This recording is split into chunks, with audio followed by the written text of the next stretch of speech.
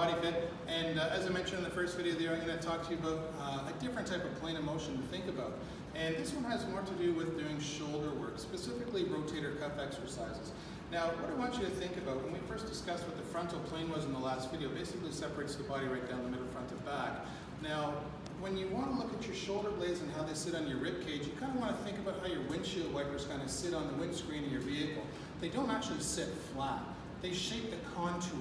And this way, your shoulder blade here actually fits the contour of your rib cage. So when I'm looking straight down here on top of Nigel's shoulders, and I look at the actual spine here of your shoulder blade, it doesn't sit in line with the frontal plane. It actually sits about 30 degrees forward.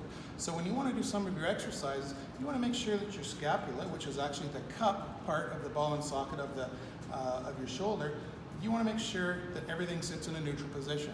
So I'm going to have Nigel just sit up here, and I'm going to show you how to set that up, because a lot of this rotator cuff exercises, come over here to the wall, Nigel.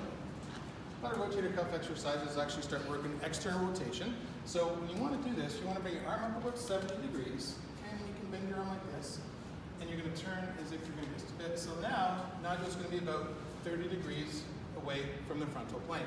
So when he does his exercises, he's just going to go down, and he's going to go up. What that does is it puts the ball into that socket in a neutral position. So in that way, the alignment is done correctly when you're doing that rotator cuff exercise. The same thing actually applies when you want to do something else for supraspinatus, which sits on the top. Is if Nigel, if you want, you're just going to be doing it.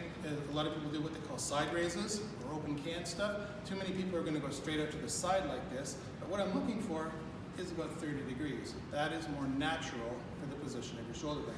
So give that a try, Nigel. Yep. So now come forward a little bit, 30 degrees forward with your arms. There you go.